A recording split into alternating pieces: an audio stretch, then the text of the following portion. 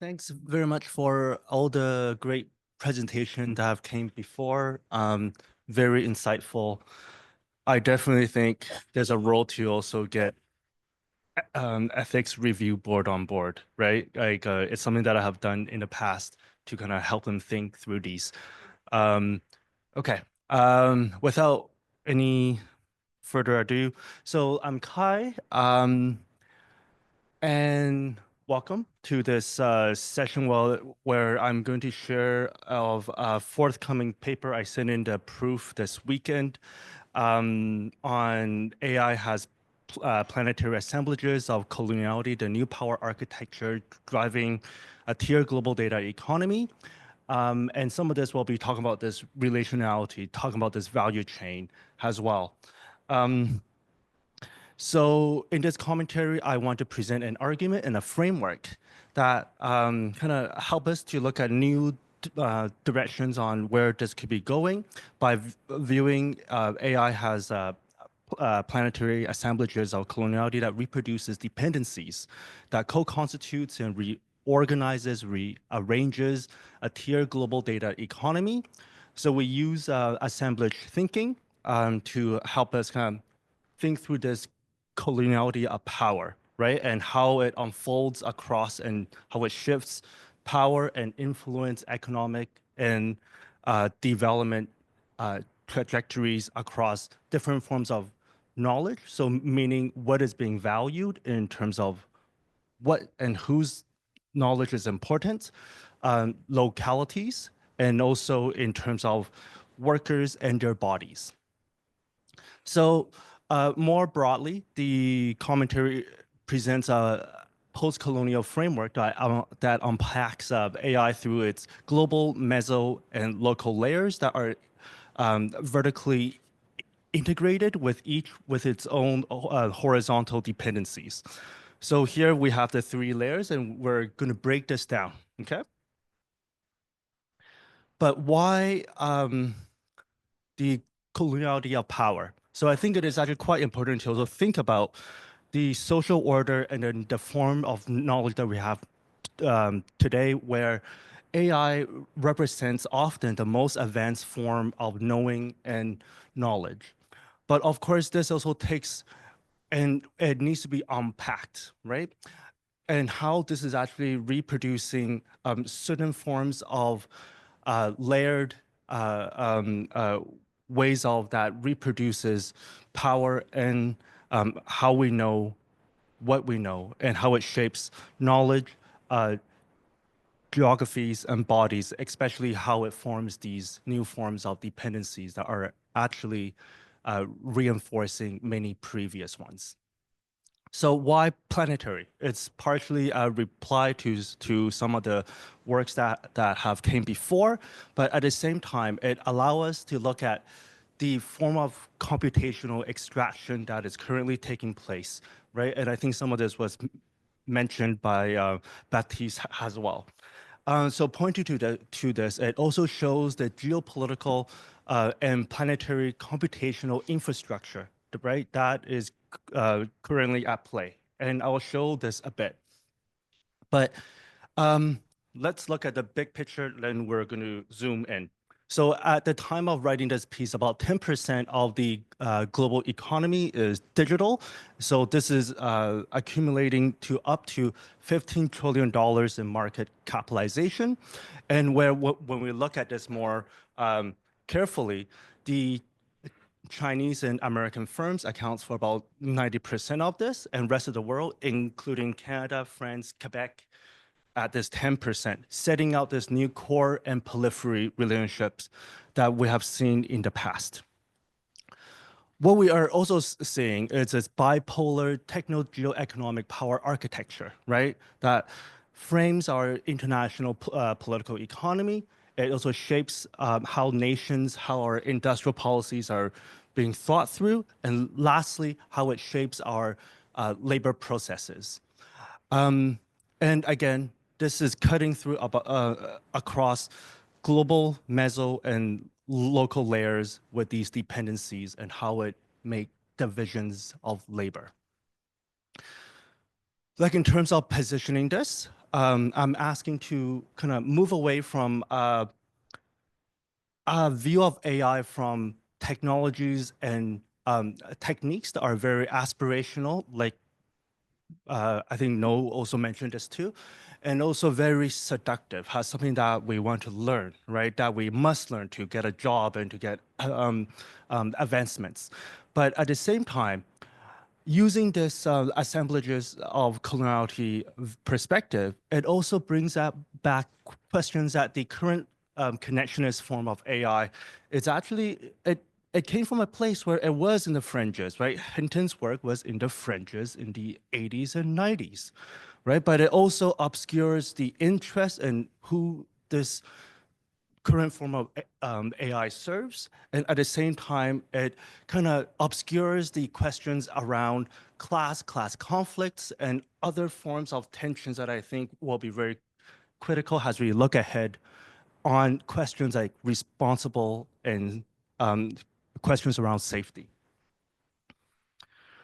So when we begin to look at this in these views, we can say that our current techno-economic changes are situated within social processes that are imbued with the politics of coloniality, where it is indeed a multitude of interlaced systems of power. And at the same time, it is particularly useful to look at how AI is this ensemble of all of these many things that actually put this thing in front of us and why it has its own valuation, right? When you learn AI, when you look at AlexNet, how can this be worth this much, right? So that's also where these things are coming from. So I'll kind of run down the framework and conclude as well. So, so we present this power architecture of AI as planetary assemblages of coloniality, where we're looking at this architecture more vertically from its side view, like this. And we're going to see how AI is crafted to control and capture digital value by integrating across these key interconnected vertical layers. So at the very top, we have the international political economy that shows us bipolarity, and of course, these key companies and their role in setting out the key infrastructure that's making this happen, right? And then at the meso level, we have nations and companies and organizations looking at industrial policies, what they can do to actually be a part of these or integrate into the AI value chain. And then lastly, once more, incorporating into national industrial policies and AI pipelines, we're beginning to see how this forms and shapes the allocation and the factors are around localized labor processes and user interfaces, and where indeed AI-enabled devices in our cell phones even are locally embedded across these, right? So at the very top, when we zoom out, we can look at the global layer of AI and its extractive horizontal dependencies, where we're seeing this new international political economy that is can be described as a return of great power competition, where we have this techno-geoeconomic duopoly between two very powerful economic and techno powers and their global digital corporations. And we have the two being laid out here, capturing about 90% of digital value, where rest of the world, including Canada, France, others, Korea, at this 10%. So we are also reorganizing and saying there is a new periphery as well that we're setting out. Then what is also important is these Sino-American global digital corporations and their vital role in assembling this new global power architecture, right?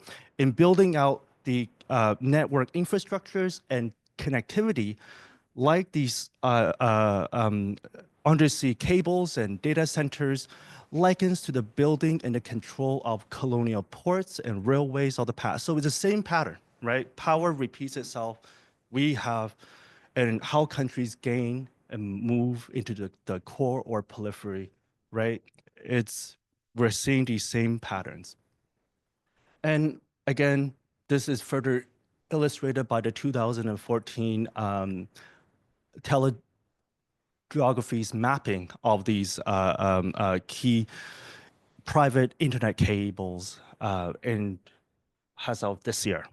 And again, what does this do? It actually connects all corners of the periphery back to this geopolitical course of US or China in establishing dependencies through lock-ins, right? We're being locked into these and bottlenecks across the globe over critical resources like AI talent, which Canada is very proud of, data and compute, let alone the natural resources that it requires. At the meso level, it also reflects the industrial policies, organizational approaches and behaviors, and the investments to develop and retain AI talent and all these other resources as well. When we zoom into this more American-centric coalition, into this semi-periphery of Canada and India, we can begin to see this broad trend where Canada and India's industrial policy and AI pipeline approaches are also disaggregated in a certain form, right? Where we can see that Canada's industrial policy around AI, it is largely focused on model work that is more abstract around research, talent, commercialization, and more recently, compute, right? Which is part of the infrastructure conversation that's very key right now. In the global south, in other places such as India, there is an explicit mention of data work, right, of value chains, right? There is the notion of the AI value chain being mentioned, where India is also repositioning itself, has the AI garage for the majority of the world.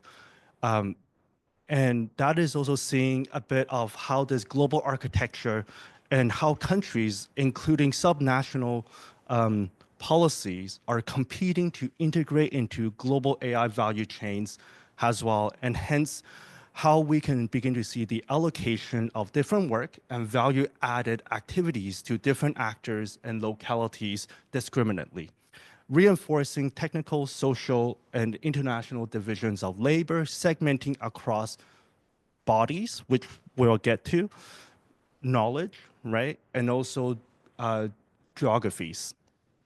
And now, what does this mean for you and I and the workers who are here?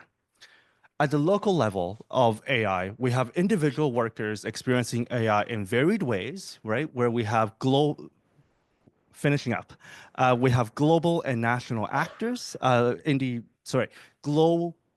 the global and meso layers are more acts more subtly in the background, where more of this tedious data work, which was mentioned before in the example of Korea as well, is being outsourced in the peripheries and semi-peripheries in places such as India, where we have higher valued model work remain closer to geoeconomic cores, such as Canada and its proximity to the US.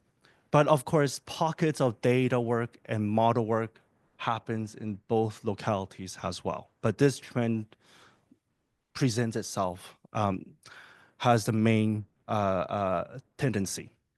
So to do data works such as data labeling, data work is often located in the majority world where this labor process is hidden, right? And then we were discussing what does that mean for researchers and how that is obscured. And on the other side, we have model workers such as data scientists and AI researchers, like the ones who made AlexNet, one of the most important AI models that we all have to learn, right? How it subsequently led to other innovations. And then, of course, Geoffrey Hinton as well, very visible, right? And how this relationality of dependency between these two semi-peripheries in outsourcing data work to India, while the higher value added model work remain in places of such as Canada. So at this embedded local layer, we can begin to see how the social and international divisions across laboring bodies cuts across things such as class, race, and genders in reproducing systems of violence and dispossession, right? It is very, very clear. There's no way to other, it is very clear, right? How can we see this otherwise? And I think this is the cost of AI. This is the risk. And I think the risk and the responsibilities of it, we have to be getting this right beyond the technical and say there is this assemblage of coloniality that makes a clear global data economy that need to be addressed as well. So this is the model and this is the argument, and thank you.